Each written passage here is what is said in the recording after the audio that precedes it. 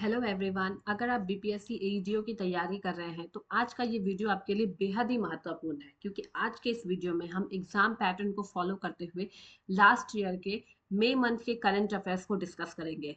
हालांकि देखिए, मई में तो बहुत सारी महत्वपूर्ण घटनाएं हुई थी, लेकिन उनमें से मैं कुछ टॉप मोस्ट 50 महत्वपूर्ण घटनाओं से आपके लिए एग्जाम ओरिएंटेड एमसीक्यूज लेकर आई हूँ, जो कि आपके लिए बहुत ही ज़्यादा हेल्पफुल रहने वाले हैं। तो वीडियो को बिल्कुल भी स्किप ना करें, अंत तक देखें और अपने सभी दोस्तों के साथ भी शेयर कर दीजिए, ताकि उनका भी एग्जाम क्लियर करने में ये वीडियो मदद कर सके। तो शुरू करेंगे हमारे प्रश्नों के माध्यम से। आपको हर एक प्रश्न के लिए 4 विकल्प मिलेंगे, क्योंकि एमसीक्यू है। तो आप लोग कमेंट बॉक्स में डायरेक्ट आंसर देते चलिएगा, ठीक है। तो हम चलेंगे पहले प्रश्न की तरफ। हमारा पहला प्रश्न है, भारत ने समुद्री प्रदूषण और जैविक अपशिष्ट से ग्रीन हाइड्रोजन उत्पादन में संयुक्त अनुसंधान को बढ़ावा देने के लिए किसके साथ दो बड़े प्रोजेक्ट किए हैं। तो ध्यान रखिए, भारत ने किसके साथ किया गया है समुद्र प्रदूषण और जैविक अपशिष्ट से ग्रीन हाइड्रोजन में बढ़ावा देने हेतु। यूरोपियन यूनियन के साथ किया है, यानी कि option number B is the correct answer. अगला प्रश्न देखते हैं, प्रश्न नंबर 2। अडानी समूह ने, क्या बोला जा रहा है, अडानी समूह ने देश के साथ 5000, किस देश के साथ पूछा जा रहा है, किस देश के साथ 5000 मेगावाट की जल विद्युत परियोजना के लिए एएमयू पर हस्ताक्षर किया है। एएमयू मतलब आप लोग जानते हैं, मेमोरेंडम पर हस्ताक्षर किया है। तो इसका करेक्ट आंसर होने वाला है option number B, sorry C, Bhutan के साथ किया है। नेक्स्ट क्वेश्चन देखते हैं। डब्ल्यू यानी कि वर्ल्ड जूरिस्ट एसोसिएशन अपने आप में बहुत ही इंपॉर्टेंट एसोसिएशन है। बोल रहा है डब्ल्यू डब्ल्यू सॉरी डब्ल्यू यानी कि वर्ल्ड जूरिस्ट एसोसिएशन द्वारा मॉडल ऑफ ऑनर से सम्मानित होने वाले पहले भारतीय वकील कौन है। अब देखिए, पहले भारतीय वकील है तो बहुत ही ज्यादा इंपॉर्टेंट प्रश्न हो जाता है आपके लिए। इसका करेक्ट आंसर क्या होने वाला है, इसका करेक्ट आंसर होने वाला है भुवन राय, यानी कि option number A is the correct answer. अगला प्रश्न देखेंगे, किस राज्य में स्थित जल विरासत संग्रहालय को यूनेस्को के वैश्विक नेटवर्क में शामिल किया गया है। तो पूछा जा रहा है हाल ही में, एक्चुअली में यह होना चाहिए था हाल फिलहाल में किसे सम्मिलित किया गया है। तो कोझीकोड। अब कोझीकोड कहाँ है, बहुतों को ये भी नहीं पता होगा, तो मैं आप लोगों को बता दूं, ठीक है। कोझीकोड केरल में, कोझिकोड केरल में इसे सम्मिलित किया गया है। पहला कौन सा था, उदयपुर, दूसरा है पूना, और ये आपका क्या हो जाता है, तीसरे नंबर पर है जिसे सम्मिलित किया गया है, ठीक है। अगले प्रश्न को डिस्कस करेंगे। अगला प्रश्न है, समुद्री जल से लवण अलग करने हेतु नैनो पोरस पॉलीमरिक झिल्ली किसने विकसित की है।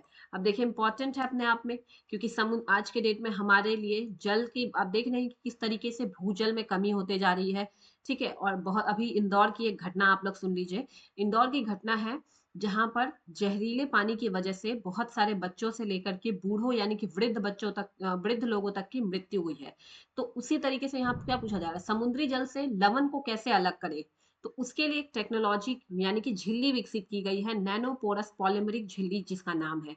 तो पूछा जा रहा है किसने विकसित किया है। तो इसका उत्तर होगा डीआरडीओ ने किया है, ठीक है, यानी कि option number C is the correct answer. अगला प्रश्न है, राष्ट्रीय सुरक्षा कारणों से जामिया जेएनयू और अदानी एयरपोर्ट्स ने किस देश के साथ समझौते रद्द किए।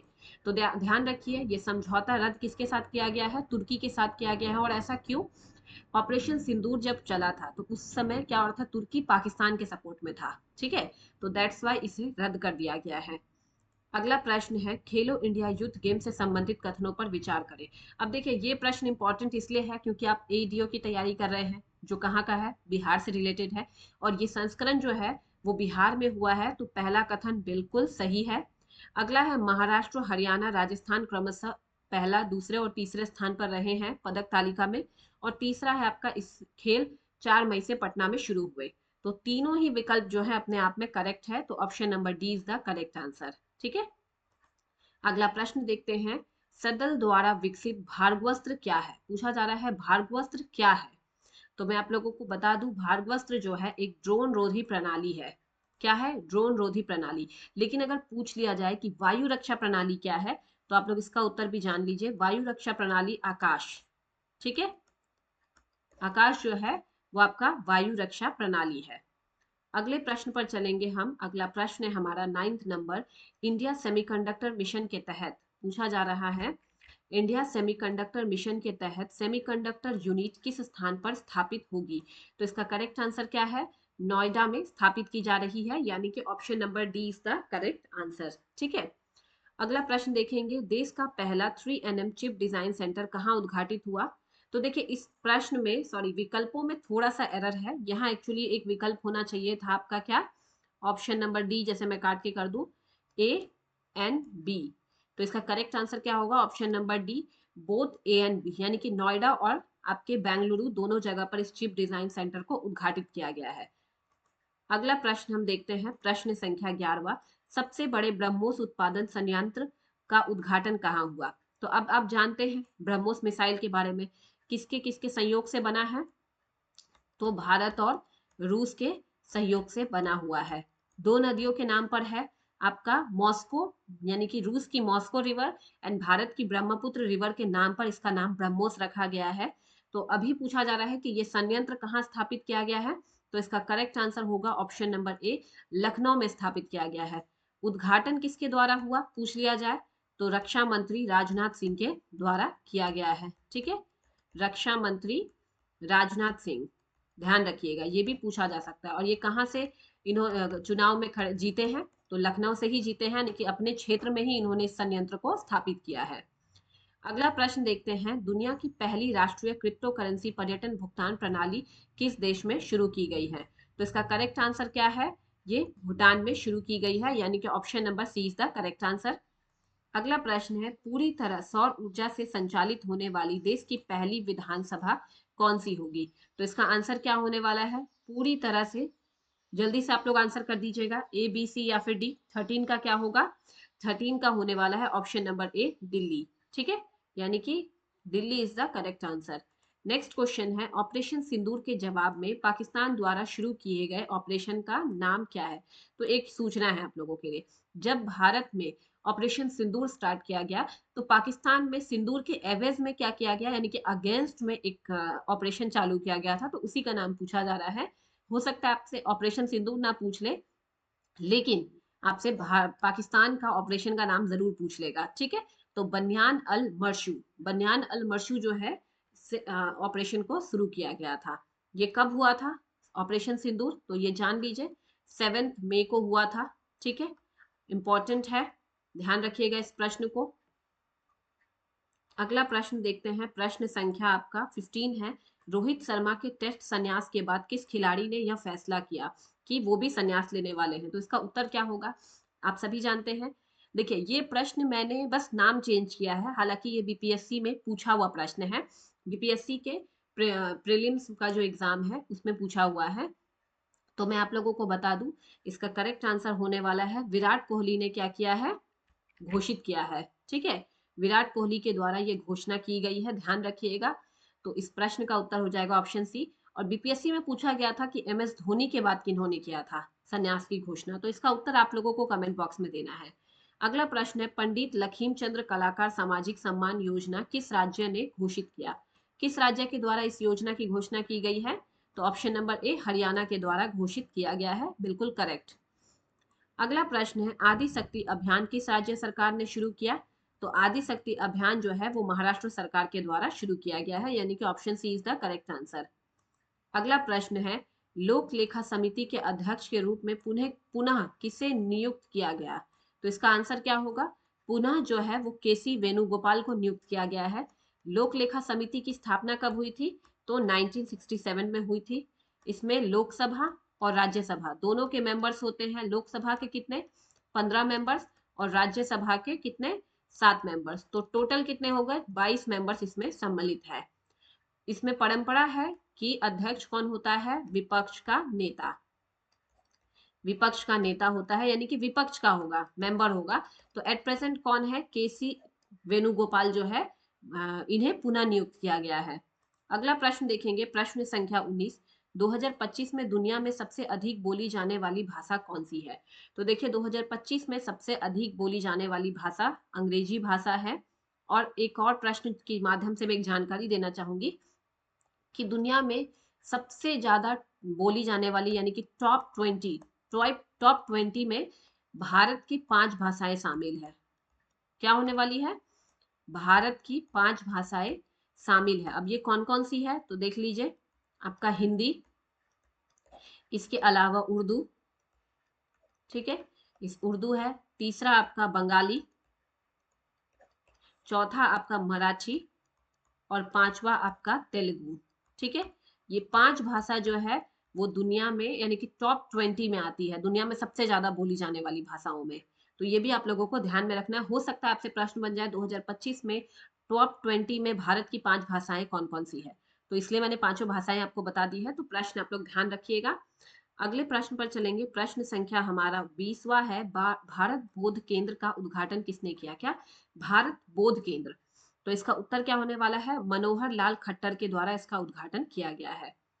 अगला प्रश्न है, वैश्विक हंगर इंडेक्स 2025 की रिपोर्ट के अनुसार भारत 123 देशों में से कौन से स्थान पर है? तो भारत कौन से स्थान पर है? 102वें स्थान पर है। 2024 में भारत की रैंक क्या थी? अगर 24 वाला पूछ लिया जाए तो 2024 में 105वें स्थान पे थी। 2025 में आपका 102वें स्थान पर है। तो आपका करेक्ट आंसर क्या है? Option number A. अगला प्रश्न देखेंगे, प्रश्न संख्या 22। वर्ल्ड हैप्पीनेस इंडेक्स के अनुसार भारत की रैंक क्या बोल रहा है? वर्ल्ड हैप्पीनेस इंडेक्स के अनुसार भारत की रैंक क्या है? तो देखिए, सबसे पहले तो जान लीजिए वर्ल्ड हैप्पीनेस इंडेक्स में टोटल कितने कंट्री है? टोटल कंट्री आपके 147 है। टोटल कंट्री, भारत की रैंक है 118। किसमें? 2025 में। और 2024 में कितनी थी? तो 126 थी। तो ये आप लोगों को ध्यान में रखना है। अगला प्रश्न देखते हैं, प्रश्न संख्या 23वां। राष्ट्रीय प्रौद्योगिकी दिवस 2025 कब मनाया गया? तो इसका उत्तर क्या है? ऑप्शन नंबर बी, 11 मई को मनाया गया। नेक्स्ट क्वेश्चन देखेंगे, स्टार्टअप ऋण गारंटी योजना के तहत सीमा बढ़ाकर कितनी की गई है? तो 20 करोड़ रुपए कर दी गई है। पहले ये कितनी थी? 10 करोड़ रुपए। अगला प्रश्न है, कैशलेस उपचार योजना 2025 में प्रति दुर्घटना प्रति व्यक्ति सीमा कितनी है? तो ये बहुत ही अच्छी योजना है, ठीक है, सरकार के द्वारा लागू की गई है। जहां हमारे यहाँ आप देख रहे हो डेटा आया है कि हर साल प्रति वर्ष 4 लाख मृत्यु यानी कि 4 लाख सड़क एक्सीडेंट जो होते हैं, दुर्घटना होती है, वो दर्ज होते हैं। काफी तो दर्ज भी नहीं हो पाते, बट रिकॉर्डेड 4 लाख है। तो उसमें ये योजना का आना बहुत इंपॉर्टेंट है। इसकी सीमा 1.5 लाख है। कितनी कर दी गई है? यानी कि 1.5 लाख तक की राशि आपको कैशलेस उपचार के माध्यम से मिलेगी, चाहे आप प्राइवेट में जाए चाहे गवर्नमेंट हॉस्पिटल में जाए। अगला प्रश्न है, अंतर्राष्ट्रीय बुद्ध शांति पुरस्कार 2025 किसे मिला? तो इसका उत्तर है डॉक्टर मुस्तफा यूसुफ अली गोम को प्रोवाइड किया गया है। नेक्स्ट क्वेश्चन है, 2025-26 के लिए खाद्यान्न उत्पादन लक्ष्य कितना है? तो इसका उत्तर होने वाला है 354.64 मीट्रिक टन। तो देखिए, ऑप्शन के थ्रू तो ये था क्योंकि हम मई मंथ में ये डिस्कस कर रहे थे, बट एट प्रेजेंट इसे संशोधित करके कितना कर दिया गया है? 362 मीट्रिक टन। और इसका टारगेट रखा गया है 502 मीट्रिक टन। कब तक का? 2047 तक का। ठीक है, तो ये भी आप लोगों को ध्यान में रखना है। सॉरी, 502 नहीं, 520 मीट्रिक टन 2047 तक का टारगेट रखा गया है। तो अभी एट प्रेजेंट क्या है? एट प्रेजेंट आपका 362 है, लेकिन ऑप्शन के थ्रू आपका करेक्ट आंसर है 354.64 मीट्रिक टन। अगले प्रश्न पर जाएंगे, प्रश्न संख्या 28वां। UNFF 20 का आयोजन कहाँ हुआ? तो ध्यान रखिए, इसका आयोजन न्यूयॉर्क में हुआ था, यानी कि option number B is the correct answer. अगला प्रश्न है, नागरिक सुरक्षा अधिनियम 1968 की किस धारा के तहत उपाय बढ़ाने का आग्रह किया गया? तो इसका उत्तर क्या है? धारा 11 के तहत उपाय बढ़ाने का आग्रह किया गया है। Option A is the correct answer. अगला प्रश्न है, इनकॉइस की पनडुब्बी केबल परियोजना किस क्षेत्र के लिए है? तो अंडमान और निकोबार क्षेत्र के लिए है। अगला प्रश्न है, विश्व बैंक भूमि सम्मेलन कहाँ हुआ? तो ध्यान रखिए, विश्व बैंक भूमि सम्मेलन का आयोजन वॉशिंगटन डीसी में किया गया था 2025 में। नेक्स्ट क्वेश्चन है, प्रेस स्वतंत्रता पुरस्कार 2025 को लेकर यूनेस्को से किसने खुद को अलग किया?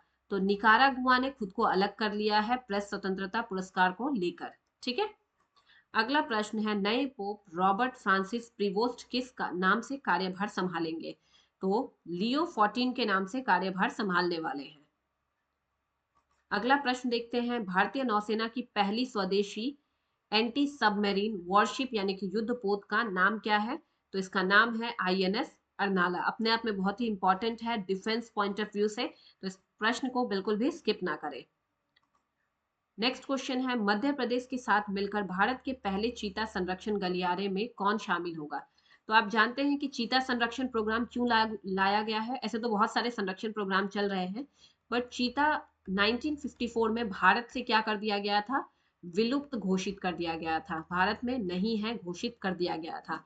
तो इसके पुनः संरक्षण के लिए, पुनर्स्थापना के लिए मध्य प्रदेश और राजस्थान में एक गलियारे का क्या किया गया था, स्टार्ट किया गया था। ठीक है, और ये कब हुआ था, तो 2022 में हुआ है। ये चीज भी आप लोगों को ध्यान में रखनी है। नेक्स्ट क्वेश्चन देखते हैं, क्वेश्चन नंबर 36, वायु प्रदूषण कम करने हेतु प्रायोगिक क्लाउड सीडिंग किस शहर में है।